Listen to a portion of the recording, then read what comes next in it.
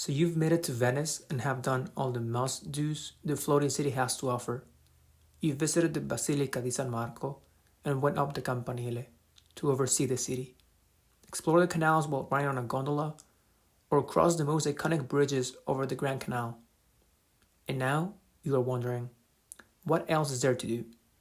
Well, in this video, we will look at some of the other best things Venice has to offer. My top recommendation on what to do in Venice is to just walk around. I know it sounds a little bit lame, and it is not the first thing that comes to mind while on a trip.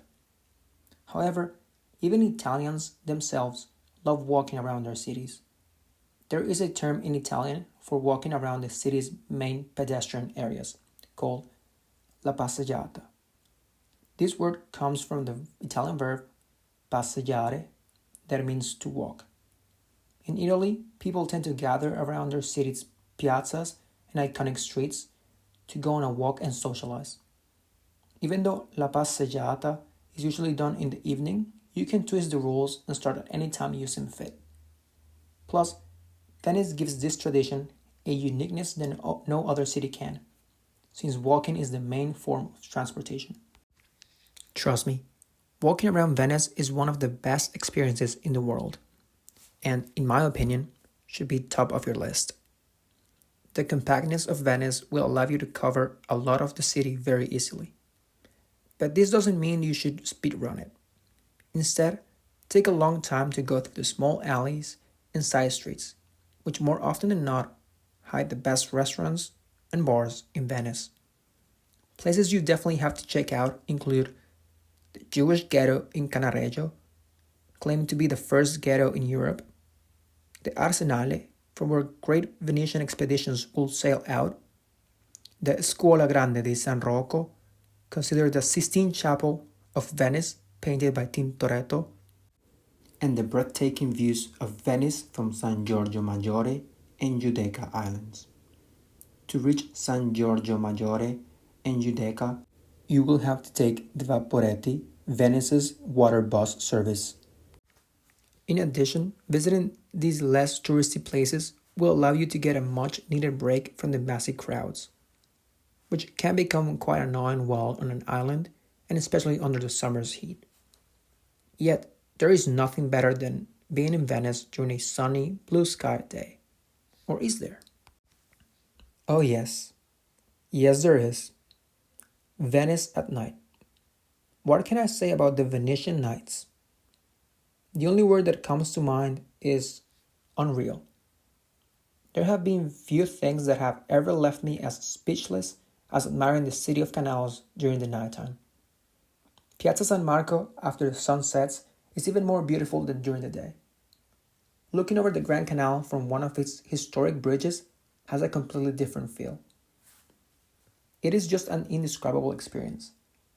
At night, the city is overtaken by a serenity that perfectly exemplifies the nickname of La Serenissima the city has, even though it actually refers to the peacefulness and calmness the Republic of Venice experienced throughout its existence. Anyways, at night the packs of people leave the city and Venice becomes a massive block party like no other. Well, not really. That's a lie. Venice is not known for clubbing or massive partying, but it doesn't mean there is no nightlife at all. In fact, Venetians like to drink, and the bar scene in Venice is a great way to spend your nights.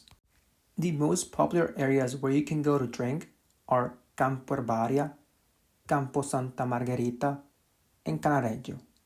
In Cannaregio, the areas of Fondamenta della Misericordia and Santi Apostoli have lots of bars that are great for meeting locals and strangers, or to simply have fun.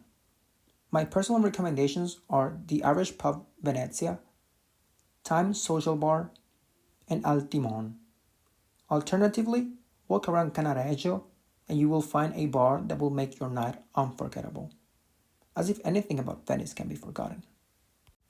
Campo Santa Margherita is located in the Dorso d'Oro neighborhood, close to the Santa Lucia train station, Piazzale Roma area. Often considered the center of nightlife in Venice, this square is the meeting point for locals and students from the nearby Ca' Foscari University. Most bars here are open until 2 a.m. and is where most Venetians go to experience a night out on the island. Campo Herbaria is an area located close to the Rialto Bridge on the San Polo side of the Grand Canal. Many people gather here at night to have a bite and a drink. This area has less options as it is smaller than the other two, and only few places are open until late. However, that doesn't mean that you won't have a great time. Actually, this place gives you a better insight on the true Venetian nightlife. This is a place where you can have drinks, food, and meet new people while being surrounded by the city's most renowned architecture. I do want to give you some advice to avoid any potential issues. Remember, people live all around Venice, and even though Venetians enjoy drinking and going to bars, they also work in the mornings. Hence, be mindful of how loud you are during the weekdays, especially in the later hours of the night. No one likes to be woken up at 1 a.m. by drunken people. Other things to avoid is littering the streets and canals or annoying locals that might just be trying to get back home after a long day. Locals tend to not have the best perception of tourists because of how loud they are and the utter disregard for their normal daily lives. Finally, the best advice I received was to be careful with the canals.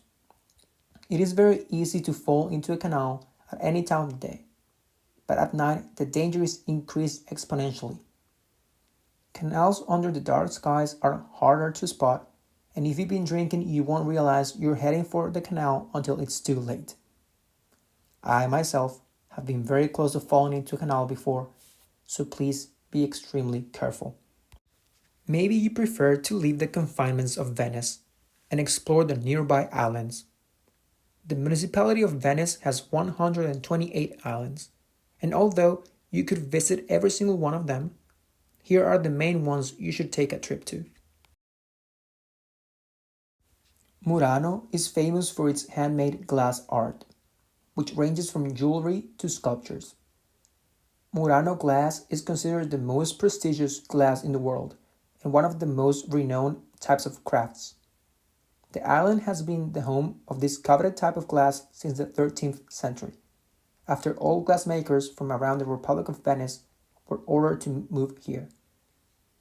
The Murano Glass Museum is a great stop to learn how Venetian glass shaped the history of Venice. However, there are a lot of shops that sell fake glassware, so be careful where you buy it from. Buying from reputable sellers or asking for certificates of authenticity are the best ways to make sure you are buying the real deal.